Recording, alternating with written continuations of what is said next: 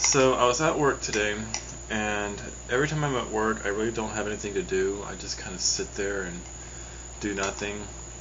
And so I usually read when I'm at work. And I was reading this book called A New Kind of Christian by Brian McLaren.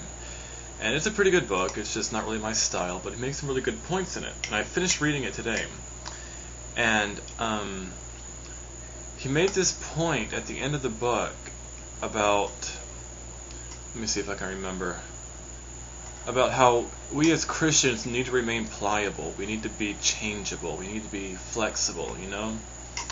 And I've got an ice cream float here, so I'm going to eat it while I'm making this video. So anyway, I've been thinking about that today, and I want to say that, a lot of people on YouTube are telling me that I need to be aware that I might change my ways, as I age, and my beliefs about homosexuality might change and all that. And I'm aware of that. And I'm okay with that.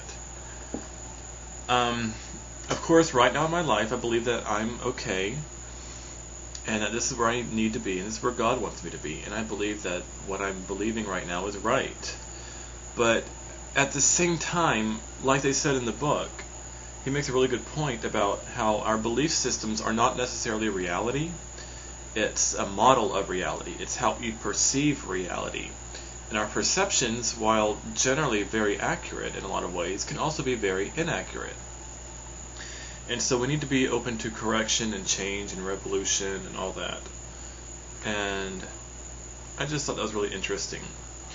So I'm open to change. I'm open to having my beliefs changed about this, but at the same time, I'm also very aware that I know I am straight and I want to be straight.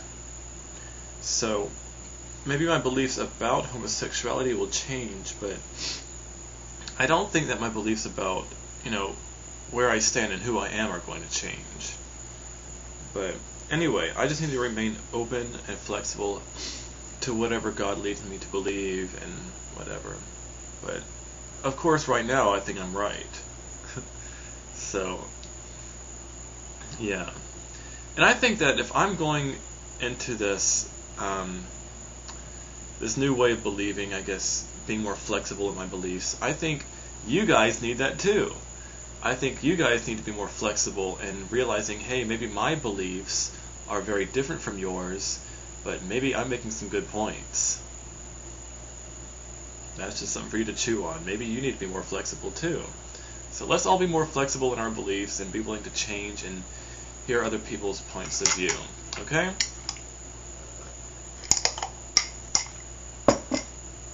Ah, that's good stuff. Also,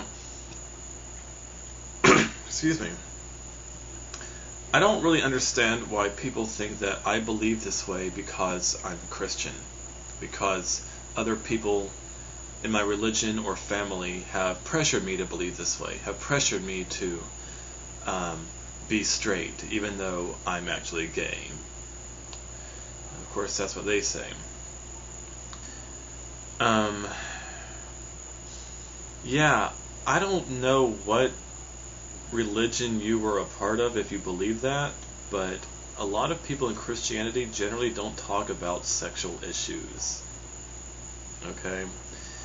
Of course, there's always a loudmouth preacher who gets on your nerves and screams out that gays are going to hell, and that all homosexuality is sin and there's nothing you can do about it, you're going to hell.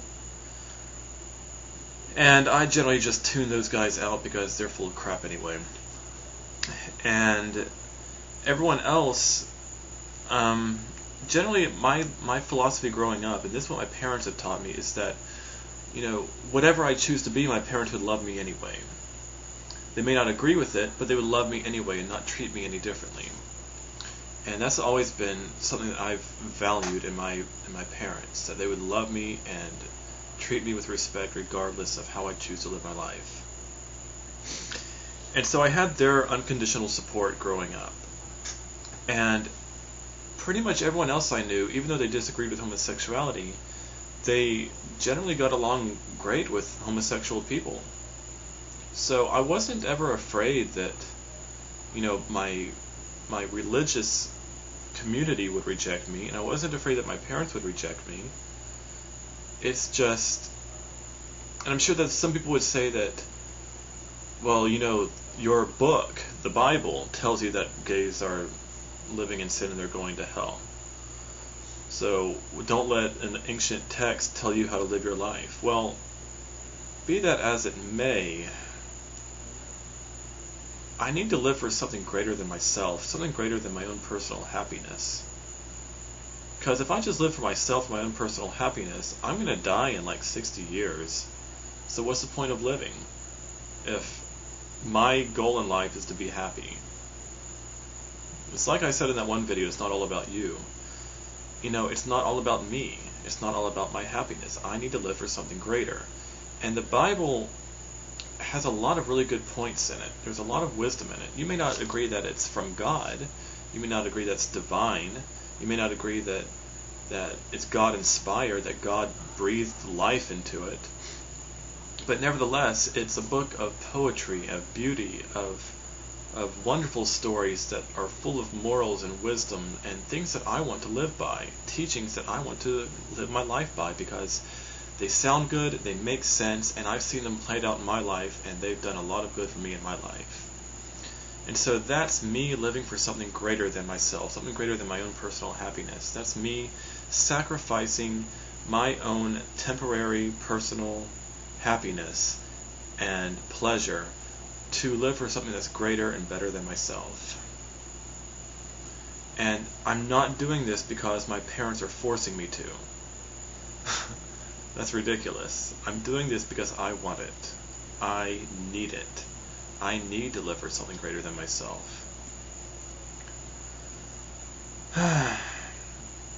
So that's about it, really.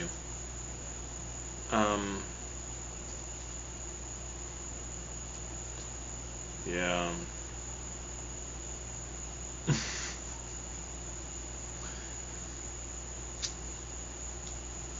I hope you enjoyed it, and I hope that you realize that